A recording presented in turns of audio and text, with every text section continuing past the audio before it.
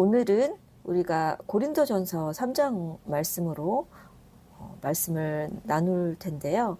이 고린도전서 3장은 우리에게 아주 중요한 질문을 던지고 있습니다. 지금 무엇 위에 신앙을 세우고 있습니까? 라는 질문입니다. 오늘 본문에서 사도 바울은 신앙의 성숙을 건축의 비유로 설명하고 있습니다. 우리가 자주 나누는 내용인데 믿음은 하나님께서 선물로 주셨습니다. 그렇다면 그 선물로 주신 그 믿음 위에 우리는 무엇으로 우리의 신앙을 쌓아 올리고 있습니까? 그리고 어떻게 세워가고 있습니까? 사도 바울은 우리에게 너희의 신앙을 각각 어떻게 그 위에 세울까를 조심하라고 권면하고 있습니다. 그리고 그 신앙을 세워가는 그 세움에는 반드시 점검이 필요하다고 이야기하고 있습니다. 먼저 3장 1절 말씀을 함께 살펴볼 텐데요. 오늘 말씀은 3장 전체 말씀을 함께 다루게 될 겁니다. 먼저 3장 1절을 보면 바울은 신령한 자를 말씀하고 있습니다. 형제들아 내가 신령한 자들을 대함과 같이 이렇게 이야기하고 있는데요. 본문을 한번 읽어보면 형제들아 내가 신령한 자들을 대함과 같이 너희에게 말할 수 없어서 육신에 속한 자 곧 그리스도 안에서 어린아이들을 대함과 같이 하노라. 신령한 자의 반대 의미로 육신에 속한 자라는 단어를 쓰고 있는데요. 여기서 신령한 자라는 것은 세상의 지혜로 똑똑해진 사람이 아닙니다. 그리고 능력이 있는 특별한 사람을 이야기하는 것도 아닙니다. 특별한 목회자나 아니면 교회에서 장로나 권사들을 지칭하는 이야기가 아닙니다. 여기서 말씀하시는 신령한 자란 하나님의 지혜이신 예수 그리스도로 말미암아 의롭다 하심을 받고 거룩하게 되어 구원을 받은 사람들입니다. 지금 본문에 띄운 성경 구절을 보면 굵게 나타내고 있는 단어들이 있지요. 예수, 지혜, 의로움, 거룩함, 구원함, 하나님으로부터 온 영, 은혜, 그리스도의 마음. 이 단어들이 신령한 자를 의미하는 것입니다. 하나님의 지혜이신 예수 그리스도로 말미암아 의롭다 하심을 받고 거룩하게 되어 구원을 받은 사람들입니다.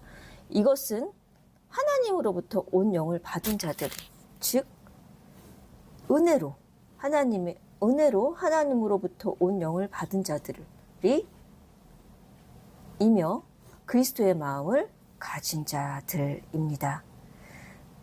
다시 말해서 성령님께서 역사하셔서 자신이 죄인임을 깨닫고 그리스도의 마음을 품게 된 사람, 그 사람이 신령한 사람입니다.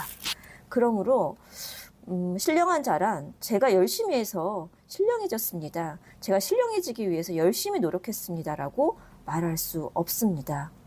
오직 하나님의 은혜 안에 있는 상태, 그것이 신령함입니다.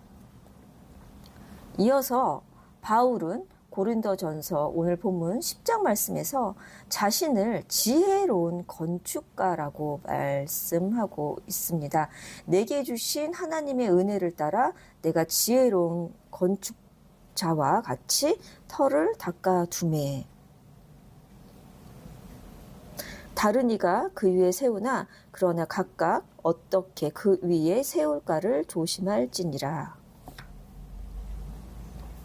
여기서 말씀하시는 지혜는 세상 학문이나 세상 지혜를 의미하는 것이 아닙니다. 성경 속에서 말씀하시는 지혜는 하나님을 아는 지혜, 곧 하나님의 지혜를 드러내신 예수 그리스도 복음입니다. 그리고 바울은 분명히 말씀합니다. 이 닦아 둔 것, 외에 능히 다른 터를 닦아둘 자가 없으니 이 터는 곧 예수 그리스도라. 아멘. 기초는 이미 놓여 있습니다. 우리의 믿음의 터는 오직 예수 그리스도거든요. 그리고 그 예수 그리스도께서 친히 우리의 모퉁이돌이 되어 주셨습니다. 이렇게 우리는 예수 그리스도 복음 위에 믿음으로 세워진 성전입니다. 예수님께서도 마태복음 7장에서 반석 위에 지은 집과 모래 위에 지은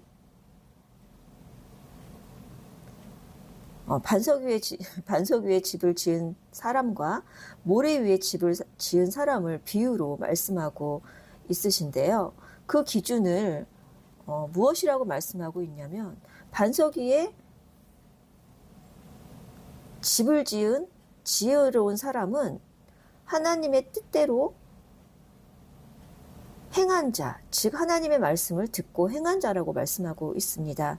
그리고 모래 위에 집을 지은 어리석은 사람은 하나님의 말씀을 듣고 행하지 아니한 자라고 말씀하고 있습니다. 다시 말해서 하나님의 말씀을 듣고 행한 자, 순종한 자는 지혜로운 사람이래요. 그리고 하나님의 말씀을 듣고 행하지 아니한 자, 즉 불순종한 자는 모래 위에 지은 어리석은 사람이라고 말씀하고 있습니다. 여기서 좀 중요한 말씀이 있어서 좀 더 살펴볼 텐데요. 그렇다면 하나님의 말씀의 핵심은 무엇일까요? 하나님의 말씀을 하나님의 뜻대로 행하는 것이 무엇일까요? 하나님의 말씀을 듣고 행하는 자는 지혜로운 사람이래요. 그래서 우리는 말씀대로 순종해야 된다, 말씀대로 살아야 된다라는 말씀들을 정말 많이 강조합니다. 이 땅에서 살아가면서 하나님이 말씀하신 대로 다 실천해야 돼, 행해야 돼, 이렇게 말씀을 많이 이야기하고 있는데요. 그거는 좀 도덕적인 부분, 육적인 부분이고 말씀은 영적인 부분이에요. 영적으로 하나님의 말씀을 듣고 행하는 것이 무엇일까? 그 말씀에 대해서 좀 더 나눠보려고 합니다. 그렇다면 우리가 무엇을 알아야 되냐면 하나님의 말씀의 핵심이 무엇인지 알아야 돼요. 하나님의 말씀을 듣고 행하는 것이 무엇인지에 대해서 좀 더 살펴볼 텐데요. 먼저 히브리서 말씀을 통해서 한번 살펴보겠습니다. 히브리서 말씀 4장 5, 6절 말씀을 다시 우리가 함께 살펴볼 텐데요. 히브리서 4장 5장 6절과 6절 말씀을 보면 내 안식이라는 단어가 나오고 6절 말씀에는 순종하지 아니함으로 라는 말씀이 나옵니다. 내 안식은 하늘나라, 영원한 안식, 영원한 평안을 누릴 수 있는 하늘나라를 의미하는 거거든요. 순종하지 못함으로 하늘나라를 들어가지 못한대요. 순종하지 아니함으로 내 안식에 들어오지 못하리라. 영원한 안식인 천국에 입성하지 못한다고 말씀하고 있습니다. 이 말씀대로 다 살지 못하면 천국에 들어가지 못한대요. 그러면 천국에 들어갈 자가 아무도 없습니다. 다른 말씀을 하나 더 살펴보겠습니다. 요한복음 3장 36절 말씀입니다. 아들을 믿는 자에게는 영생이 있고 아들에게 순종하지 아니하는 자에게는 진노가 있다라고 말씀하고 있습니다. 말씀을 대비해서 보면 믿는 자, 예수 그리스도 복음을 믿는 자는 영생이 있고 순종하지 아니하는 자는 즉 믿지 않는 자, 믿지 아니하는 자는 진노가 있대요. 영생의 반대말이겠죠. 심판이 있다라고 말씀하고 있습니다. 우리는 말씀대로 다 살 수 없어요. 여기서 믿는다라는 것은 예수 그리스도께서 내 죄를 모두 지고 돌아가셨다는 것을 믿는 자에게는 영생이 있고 예수 그리스도께서 나의 죄를 다 지고 가셨다라는 그 복음을 믿지 아니하는 자에게는 심판이 있다라고 말씀하고 있는 것입니다. 다시 말해서 여기서 순종은 믿지 않는 자입니다. 그래서 우리가 생각하는 행위가 아니에요. 말씀에서 이야기하시는 순종은 우리가 생각하는 것처럼 말씀대로 행해야 된다라는 것이 아니라 액션, doing이 아니라 keeping이에요. 너희가 하나님께서 예수님을 통하여 하신 일, 우리의 죄사함, 그것을 믿는 자에게는 영생이 있고 그것을 순종하지 않는 자, 즉 keeping하지 않는 자에게는 심판이 있다라고 말씀하고 있습니다. 다시 히브리서 말씀으로 돌아가 보면은 내 안식에 영원한 안식에 들어오지 못하는 자는 순종하지 아니함으로, 즉 믿지 아니함으로, 복음 전함을 먼저 받은 자들은 순종하지 아니함으로 말미암아 들어가지 못하였다는 것은, 복음을 먼저 전함을 받은 자들은 유대인들이에요. 유대인들은 복음을 믿지 않았습니다. 그렇기 때문에 그들은 불순종한 자들이죠. 복음을 받아들이지 않았기 때문에 그들은 영원한 안식인 천국, 하늘나라에 들어가지 못한다고 말씀하고 있습니다.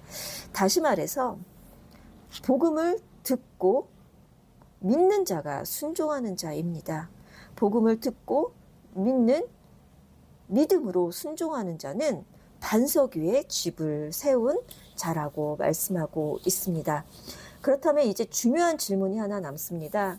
그렇다면 그 터 위에 우리는 무엇으로 세우고 있습니까? 오늘 본문을 보면 이런 질문을 하죠.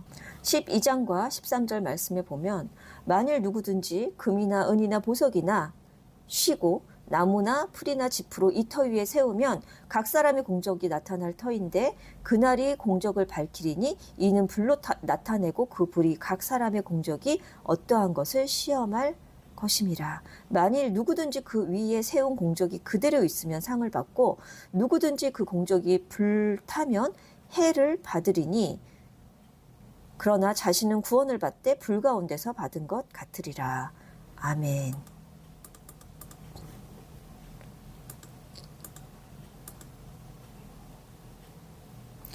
금과 은과 보석으로 세우는가, 아니면 나무와 풀과 짚으로 집을 세우는가? 너는 지금 너의 집을 금과 은과 보석으로 세우고 있니? 아니면 나무와 풀과 짚으로 세우고 있니? 라고 이 성경은 이 성경 말씀 우리에게 질문하고 있습니다. 그렇다면 금과 은과 보석이 뜻하는 것이 무엇이며 나무와 풀과 짚이 의미하는 것이 무엇인지 우리가 알아야 될 텐데요. 우리가 상상하는 금과 은과 보석이었으면 너무 좋겠지만 은유적인 표현입니다. 영적인 의미로는 불에 타지 않는, 불심판이 와도 타지 않는 진리의 말씀을 의미하고 있습니다. 나무와 풀과 짚은 불에 사라질 세상의 말들입니다. 세상의 사람의 계명입니다. 하나님의 말씀을, 우리의 믿음을 주셔서 하나님의 말씀을 믿게 하셨는데 그 말씀을 사람의 말로 풀거나 사람의 계명으로 풀거나 잘되기를 바라는 기복신앙으로 믿거나 세속주의로, 그리고 인간 중심으로, 인본주의, 인간 세상의 사상들로 말씀을 풀거나 신비주의, 은사주의 이런 것들로 말씀을 푼다면 그것은 불실판이 왔을 때 불에 타는 나무와 풀과 짚과 같은 신앙이라고 말씀하고 있습니다. 그래서 이 길은 좁습니다. 하나님께서는 우리에게 불심판이 와도 타지 않는 금과 은과 보석 같은 신앙, 그 믿음, 순결한 순수한 예수 그리스도가 우리의 죄를 사하셨다라는 믿는 그 믿음으로 간직하기를 원합니다. 그렇지만 우리는 신앙생활을 하면서 우리의 행위가 붙어요. 그리고 우리의 욕심이 붙습니다. 내 욕심을 위해서 하나님을 이용하고 나의 유익을 위하여 하나님을 믿고 이러한 모든 것들을 하나님은 걸러내신다라고 말씀하고 있습니다. 그러한 신앙이 나무 같은 신앙, 풀 같은 신앙, 지푸라기 같은 신앙입니다. 그러한 신앙은 하나님의 불심판을 받을 때에 사라지는 신앙들이고 천국에 입성하지 못하는, 하늘나라에 들어가지 못하는 신앙들입니다. 지푸라기는 참 가볍죠. 그래서 쌓기도 쉽고, 그렇지만 하나님이, 예수님이 다시 이 땅에 재림하실 때에 하나님의 분노, 재앙, 심판 앞에서는 불에 타 없어지는 신앙입니다. 천국을 통과하지 못합니다. 그리고 바울은 또 다른 모습을 우리에게 예로, 비유로 보여주고 있는데요. 바로 육신에 속한 자입니다. 아까 잠시 고린도전서 3장 1절 말씀을 읽었었는데 다시 한번 살펴보겠습니다. 형제들아 내가 신령한 자들을 대함과 같이 너희에게 말할 수 없어서 육신에 속한 자 곧 그리스도 안에서 어린아이들을 대함과 같이 하노라. 아멘. 육신에 속한 자를 어린아이라고 비유하고 있습니다. 그리고 2절에서는 밥을 먹지 못하고 젖으로 먹이고 젖밖에 못 먹인다고 이야기를 해요. 그리고 그 육신에 속한 자는 3절에서 사람을 따라 행하는 자라고 말씀하고 있습니다. 사람의 계명으로 따라가는 자, 말씀을 사람의 계명으로 묵상하는 자들을 육신에 속한 자라고 말씀하고 있습니다. 이렇게 육신에 속한 자들은 여전히 교회 안에 있지만 여전히 어린아이라는 것입니다. 장성한 분량까지 성장하지 못했다는 것입니다. 시기하고 분쟁하고 사람을 따라 나뉩니다. 왜 그럴까요? 성경에서는 고린도전서 2장 14절 말씀에서는 이렇게 말씀하고 있습니다. 육에 속한 사람은 하나님의 성령의 일들을 받지 아니하나니 이는 그것들이 그에게는 어리석게 보이며 또 그는 그것들을 알 수도 없나니 그러한 일은 영적으로 분별되기 때문이라. 말씀은 영적인 부분입니다. 그리고 영적인 교훈입니다. 우리가 이 땅에서 무엇을 열심히 살고 도덕적으로 무엇을 지키고 그건 기본이에요. 하나님을 믿는 자들은 어나더 레벨이에요. 도덕적인 부분도 지켜야 되지만 영적인 하나님 나라의 가치관을 깨닫고 그것을 믿음으로 간직한 자들이거든요. 여기서 육에 속한 사람은 일단 먼저 하나님의 성령의 일들을 받지 못한대요. 성령의 역사는 우리에게 말씀을 깨닫게 하시고 복음을 받아들이게 하십니다. 복음을 받아들이지 못했다라는 거예요. 그리고 그 육에 속한 사람들은 복음을 받아들인 자를 어리석게 보입니다. 어리석게 봅니다. 무슨 믿음이 다야? 삶으로 살아야지. 사람들한테 덕이 돼야지. 이게 먼저라고 생각을 합니다. 인성이 먼저 돼야지 이렇게 말을 하지만 아닙니다.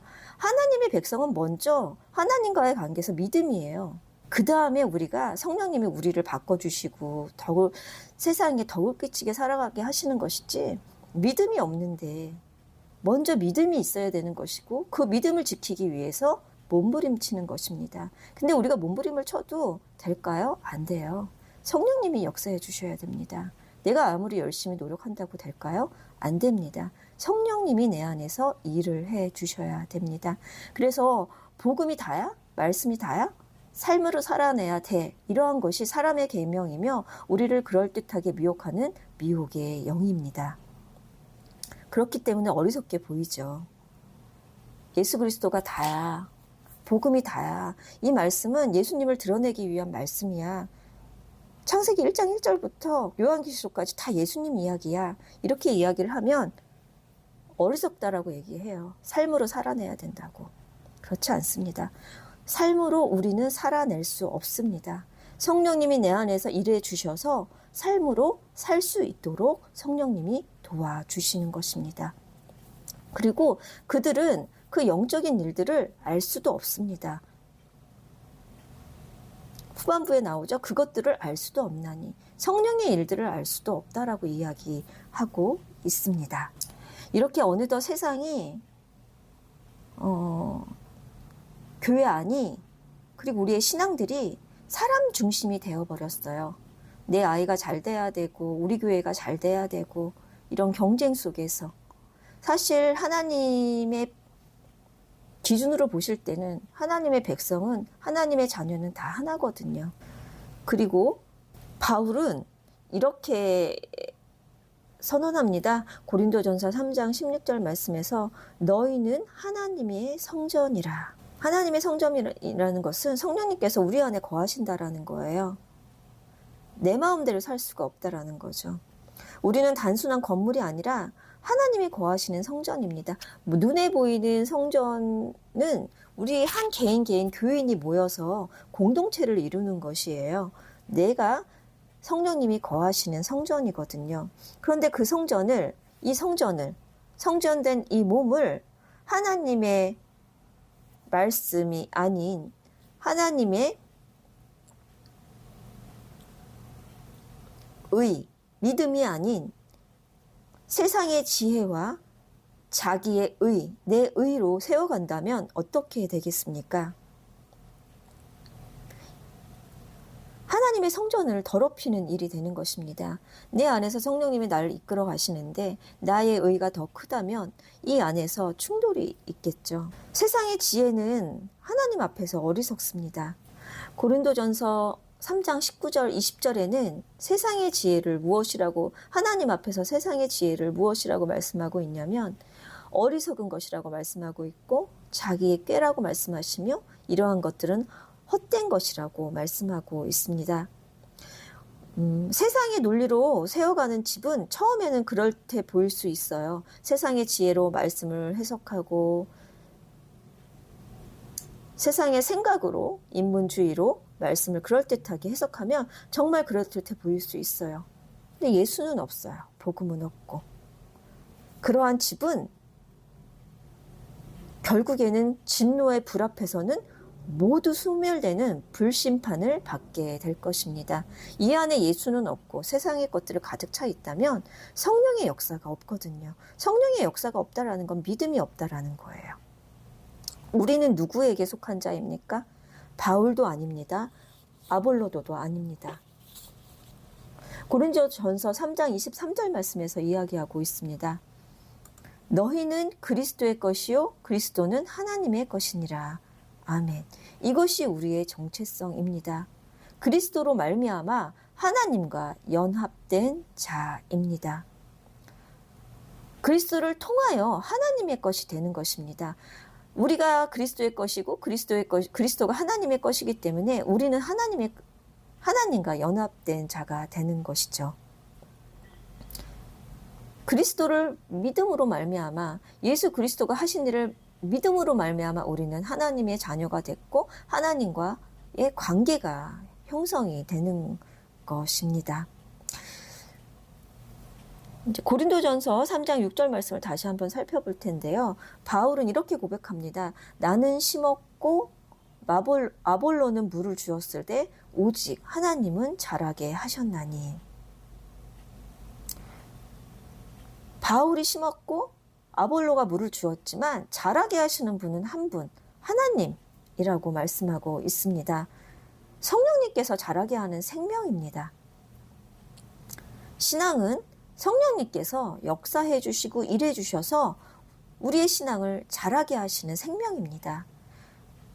이 믿음은 인간이 키우는 식물이 아니에요. 그래서 우리는 어떻게 해야 되냐? 예수님께서 솔루션을 요한복음 15장 말씀에서 주셨는데요. 내 안에 거하라. 나를 떠나서는 너희가 아무것도 할 수 없음이라. 아멘. 우리는 나무입니다. 우리는 가지입니다. 나무가 아닙니다. 나무에 매달려 있는 가지입니다. 잘 생각해 보세요. 가지는 애써서 열매를 맺는 것이 아닙니다.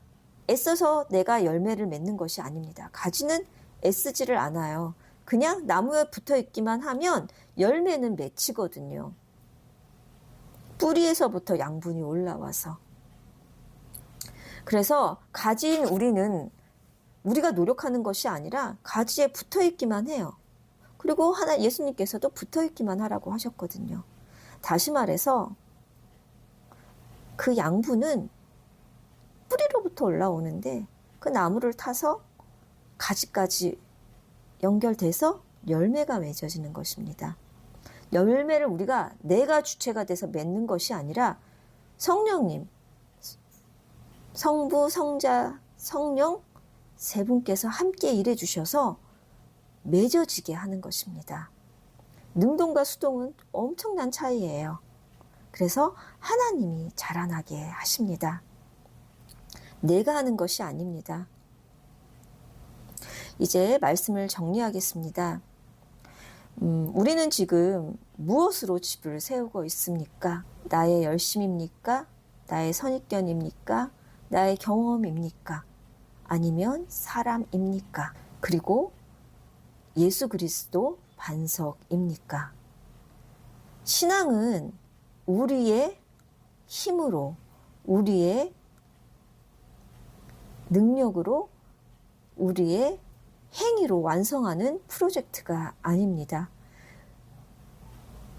하나님의 은혜로 시작되었고 성령님의 일하심으로 자라고 예수 그리스도 안에서 완성되는 것입니다. 그러므로 우리는 우리의 능력을 자랑할 수 없습니다.